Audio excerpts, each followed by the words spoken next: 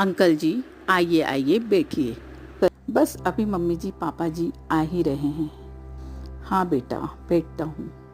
अरे कल रात हमारी जोशी जी से फ़ोन पर बात हुई थी। हमने 10 बजे आने को कहा था, लेकिन अभी तो 9 ही बजे हैं। कोई तकलीफ तो नहीं है बेटा?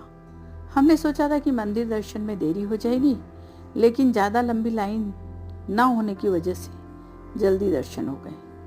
अरे नहीं अंकल जी, आप कैसी बात कर रहे हैं? आपका ही घर है, कोई फर्क नहीं पड़ता देर और जल्दी का। आराम से बैठिए। मंजू ने अपने संस्कार और व्यवहार कुशलता का परिचय देते हुए कहा। मंजू इस घर की बड़ी बहू थी, जिसकी शादी हुए 2 साल हो चुके थे, लेकिन अभी तक उसे इस बात की कोई बात समझ नहीं आती थी, क्योंकि कब कौन किस बात पर क्या प्रतिक्रिया देगा वह आज तक समझ ना पाई। इसलिए हमेशा सहमी सहमी सी रहती थी, और आज भी यही हुआ। उसके देवर के लिए लड़की वाले बात करने आए हुए थे। उसने देखा कि ससुर जी एक एल्बम, कुछ इंग्लिश की किताबें, कुछ इंग्लिश पेपर आदि बड़े करीने से टेबल पर कुछ इस तरह सजा रहे थे, ताकि जैसे ही लड़की वाले रूम में प्रवेश करें उनकी नज़र इन पत्रिकाओं पर तुरंत जाए। और फिर स्वयं वे और उनके बच्चे, जो कि अभी अभी अंकल जी की आवाज़ पर ही उठे थे, तुरंत तैयार होने चले गए।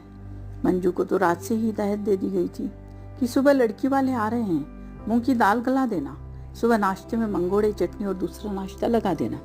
अतः मंजू सुबह से ही मेहमानों की खातिरदारी और रोज के कामों को निपटाते हुए चक्कर घिन्नी बनी हुई थी। जैसे ही बेल बजी, मंजू ने देखा सब तैयार होने दौड़ पड़े हैं। मंजू से कहा गया, दरवाजा खोल दो और पर्दा डाल देना, ताकि अंदर क्या हो रहा है किसी को पता न चले। मंजू ना चाहते हुए भी, क्योंकि वह सुबह से काम में व्यस्त थी, अतः तैयार होने का तो सवाल ही नहीं उठता, अपनी साड़ी व्यवस्थित करते हुए दरवाजा खोल उन लोगों को सादर सत्कार के साथ बैठा पर्दा डाल अंदर आ गई। देखा अंदर ससुर जी बड़बड़ा रहे थे, यह कोई टाइम है आने का? 10 बजे का बोला था, 9 बजे ही चले आ रहे हैं। अरे भाई, तुम्हें काम नहीं है तो क्या, सामने वाले के पास तो है। इधर सासू माँ ने मंजू को हिदायत दी, तुम चाय नाश्ता रखकर वापस आ जाना, वहाँ बैठने की जरूरत नहीं है। और हाँ, चाय के लिए वह सफेद वाले छोटे कप ले लेना, और नाश्ते के लिए वह गोल वाली कांच की छोटी प्लेट लगा देना।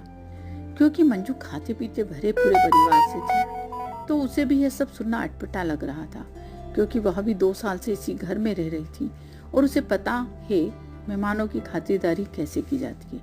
लेकिन उसने कुछ ना कहा और चुपचाप अपने काम में व्यस्त हो गई।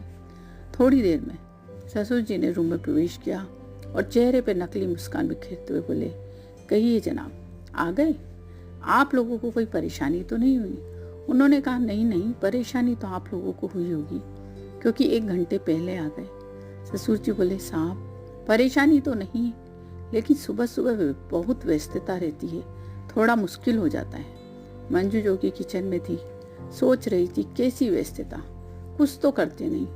फिर पीछे से माताजी पहुंची, उनसे भी नमस्कार करके जब पूछा, भाभी जी आप कैसी हैं? तब माताजी अपना पिटारा खोलते हुए बोली, भाई साहब बहू के साथ लगी हुई थी, अब ये नई नई बच्चियाँ क्या जाने घर गृहस्थी का काम, जब तक इनके साथ लगो नहीं कैसे सीखेंगी। मंजू सुनकर स्तब्ध रह गई कि इन्होंने सुबह से किया ही क्या है जो अपनी व्यस्तता का रोना रो रही हैं।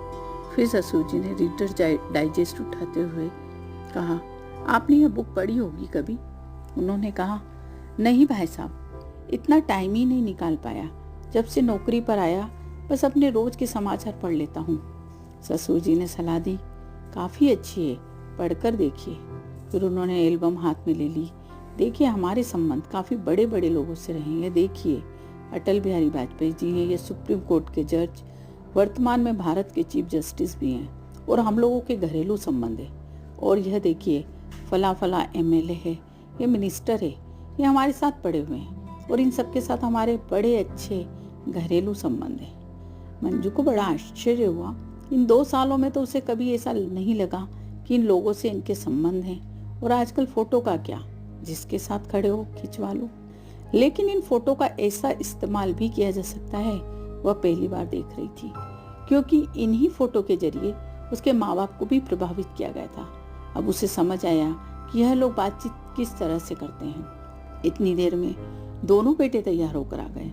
नमस्ते करके अदब से बैठते हुए बोले, वह क्या है ना, जरा देर हो गई उठने में। अंकल बोले, अरे कोई बात नहीं बेटा, कभी कभी तो चलता है। मंजू ने किचन में मन ही मन सोचा, वाह भाई वाह, बेवकूफ बनाना तो कोई इन लोगों से सीखे।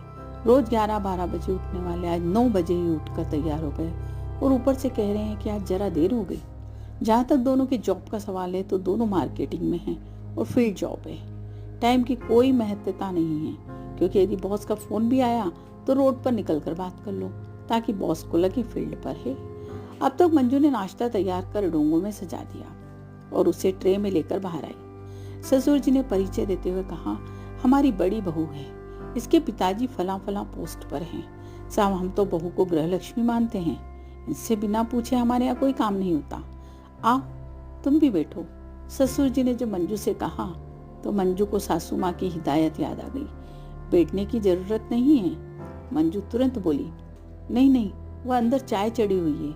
और वह अंदर लौटते लौटते सोच रही थी, यह कैसा दोगला व्यवहार है, दूसरों को फंसाने के लिए, और वह भी कुछ भी नहीं कर सकती, क्योंकि यदि वह कुछ करती या बोलती तो दोषी उससे ही ठहराया जाएगा कि शायद वह इस घर में हमारी बेटी को नहीं लाना चाहती, क्योंकि ऐसा है तो क्यों निभा रही है, छोड़ दे। पर मंजू की भी अपनी कुछ बेड़ियां हैं जो उसे घर से अलग होने से रोकती हैं, जिससे उसकी आर्थिक पर नियंत्रणता, उसके अपने संस्कार, मायके की खुशी, क्योंकि यदि वह घर को छोड़ेगी तो कहीं ना कहीं मायके वाले भी परेशान होंगे, क्योंकि उन्होंने इतना खर्च कर शादी की। अतः वह इस घर और घर वालों से ही सामंजस्य बिठाने की कोशिश